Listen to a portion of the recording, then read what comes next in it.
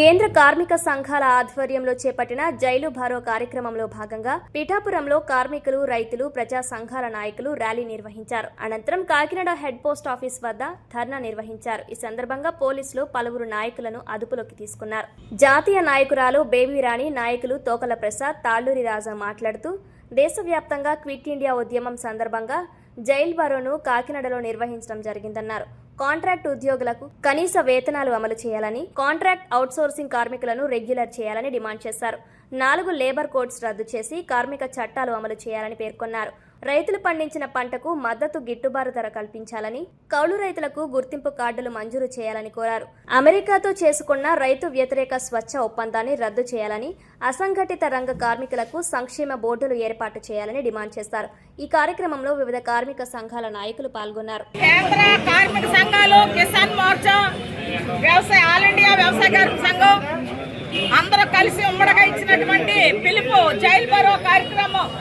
అంటే మాకు తిండి జైల్లో గ్యారెంటీ, అందుకోసమనే జైలు నింపండి అని చెప్పి ఈ జైల్ భరో కార్యక్రమం పిలుపుకోవడం జరిగింది.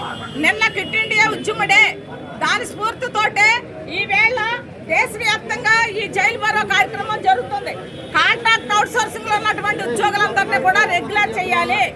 ఏ సంస్థలో పనిచేస్తున్న కార్మికులైనా, కాంట్రాక్ట్ అవుట్ సోర్సింగ్ ఉద్యోగైనా ఎవరికైనా 31,000 రూపాయలు వేతనాలు ఇవ్వాలి. అలాగే వ్యవసాయ కార్మికులకి ఏదైతే ఉపాధి హామీ చట్టం ఉందో ఆ జీవోని మార్చేసి రామ్జీ పేరుతో, గాడ్సే పేరుతో ఒక చట్టాన్ని తీసుకొచ్చింది కేంద్ర ప్రభుత్వం. ఆ చట్టాన్ని రద్దు చేసి ప్రతి ఉపాధి కూలీకి 200 రోజులు పని కల్పించాలని డిమాండ్ చేస్తా ఉన్నాం. అలాగే ఏదైతే వ్యవసాయ రంగంలో కేంద్ర ప్రభుత్వం అమెరికా తోటి వాణిజ్య ఒప్పందం చేసుకుంది, ఆ ఒప్పందం తక్షణం రద్దు చేయాలి.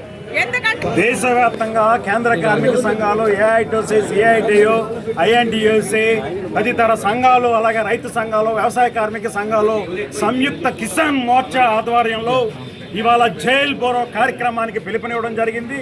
ఈ పిలుపులో భాగంగా కాకినాడ జిల్లాలో కేంద్ర కార్మిక సంఘాలు, వ్యవసాయ కార్మిక సంఘాలు, రైతు సంఘాల ఆధ్వర్యంలో ఈ జైలు భరో చేస్తా ఉన్నాం.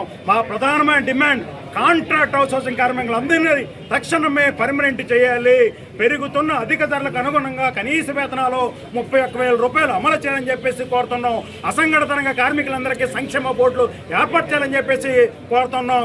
రైతు వ్యతిరేక, అమెరికాలో చేసుకున్న రైతు వ్యతిరేక స్వేచ్ఛా ఒప్పందాన్ని తక్షణమే రద్దు చేయాలని చెప్పేసి డిమాండ్ చేస్తా ఉన్నాం. రైతులు పండించిన పంటకు గిట్టుబాటు ధర, మద్దతు ధర చట్టం చేయాలని చెప్పేసి కోరుతున్నాం. క్విట్ ఇండియా 1992లో క్విట్ ఇండియా స్ఫూర్తితో జైలు భరో కార్యక్రమంలో మోడీకి వ్యతిరేకంగా, బీజేపీ వ్యతిరేక పాలనపై కార్మిక, కర్షక, ఉద్యోగ, ఉపాధ్యాయ అలా అందరూ కూడా 50 మంది కూడా ఈరోజు చాలా అన్యాయం చేస్తుంది. ఈ కేంద్ర రాష్ట్ర ప్రభుత్వాలు మరి ఎట్టి పరిస్థితుల్లో కూడా వెనకాడకుండా ప్రజలపై పాలన పొంచి, పన్నుల బేరాలు పెంచి, అలాగే మరి పెట్రోల్ ధరలు, నిత్యావసర ధరలు కూడా పెంచి ఈవేళ మోడీ బీజేపీ పాలనపై ప్రతి కార్మికుడు, ప్రతి ఉద్యోగి కూడా వ్యతిరేక పాలనలో మరి వేళ కొనసాగించారు.